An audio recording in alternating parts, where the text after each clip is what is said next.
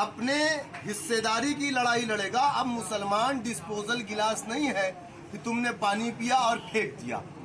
7% यादव उत्तर प्रदेश में अगर chief minister 4 मरतबा बन सकता, 11% दलित अगर 4 मरतबा अपनी बेटी को चीफ मिनिस्टर बना सकता, तो 20% मुसलमान इंशाअल्लाह ताला अपने बेटे को उत्तर प्रदेश का चीफ मिनिस्टर बना सकता है।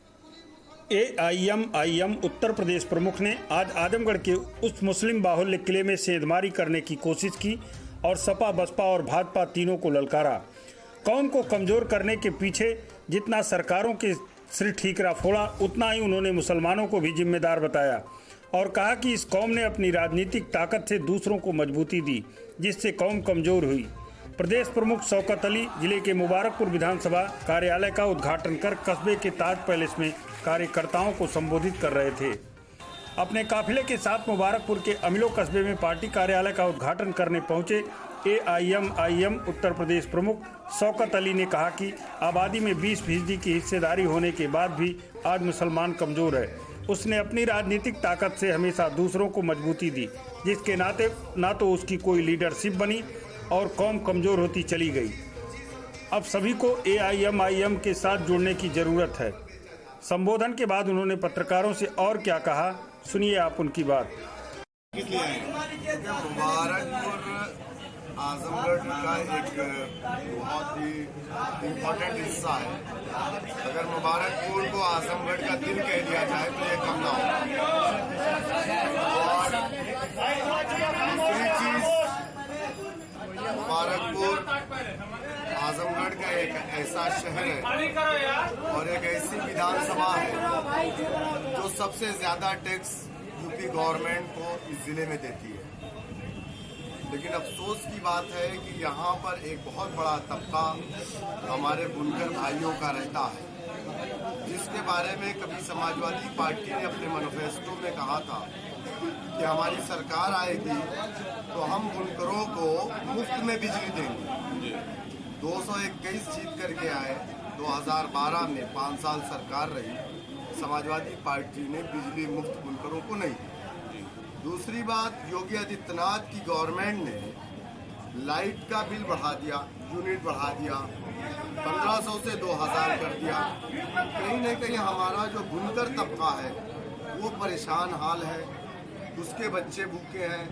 आज पावर लूम खड़े हो गए हैं, कारोबार ठप हो गया है। उत्तर प्रदेश का जो बुनकर है उसका पूरा कारोबार यहाँ से उठ करके बाहर चला जा रहा है।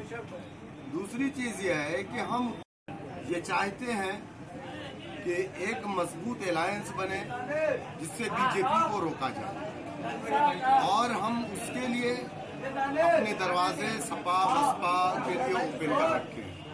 अगर वाकई में ये लोग बीजेपी को रोकने के लिए सीरियस हैं तो मैं इन तमाम दलों को दावत दूंगा कि आप बैरिस्टर असदुद्दीन ओवैसी साहब से बात करें और मिल करके एक बेहतरीन अलायंस बना करके बीजेपी को रोका जा सकता है।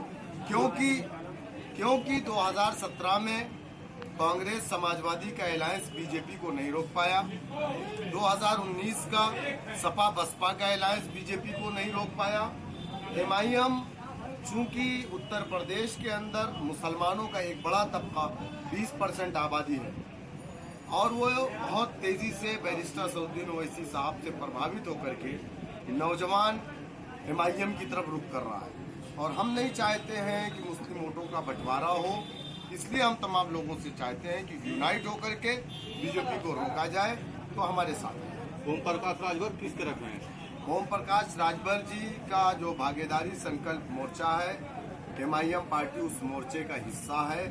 लेकिन अगर ओम प्रकाश राजभर जी जैसा कि माजी में हुआ, का मुस्तकबिल किस तरह से बेहतर करने का पैटर्न है आपके पास?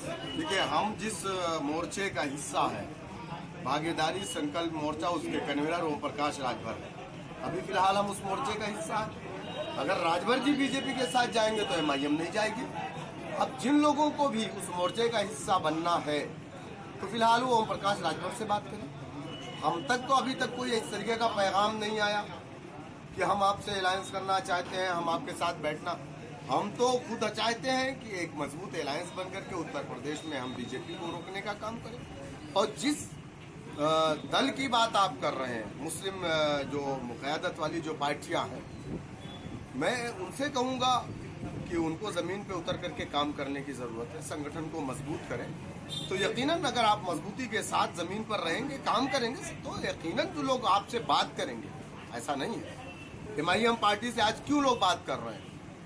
इसलिए बात कर रहे हैं कि MIM पार्टी ने 2014 से लेकर के 2021 तक लगातार, मैं उत्तर प्रदेश के एक एक कोने में जा रहा हूं, आप देख रहे होंगे, कभी मैं बागपत में रहता हूं, तो कभी गाजियाबाद, तो कभी गाजीपुर में रहता हूं। तो वक्त देना पड़ता है, उसके लिए जमीन पे काम करना पड़ता है। सोशल मीडिया पर आप गाली देने से, भद्दे भद्दे कमेंट करने से, इल्जाम लगाने से आप किसी से किस तरीके से आप अलायंस हो जाएगा भाई आपका?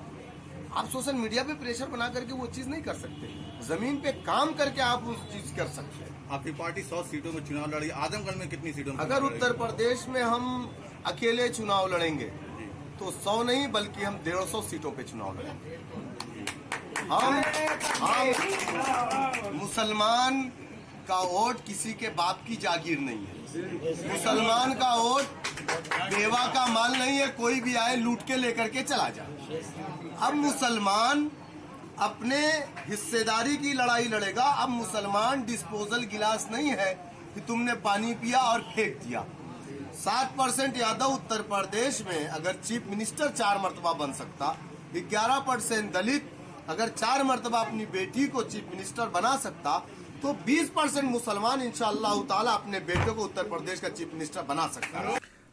आपको बता दें कि मुबारकपुर विधानसभा पर मौजूदा वक्त में बहुजन समाज पार्टी के विधायक शाह आलम उर्फ गुड्डू जमाली का कब्जा है। फिलहाल इसे बसपा का अभेद्य किला माना जाता है। शाह आलम उर्फ गुड्डू जमाली दूसरी बार इस क्षेत्र से विधायक हैं। फिलहाल वह विधानमंडल दल के नेता भी हैं और लगातार कई प्रमुख अवसरों पर लोगों के दुख दर्द में इस कदर शरीक हुए हैं कि उन्होंने समाज के हर वर्ग में अपनी पैठ और पहचान बना ली। AIM इसी अभेद्य किले को 2022 के चुनाव में तोड़ने की तैयारी में है।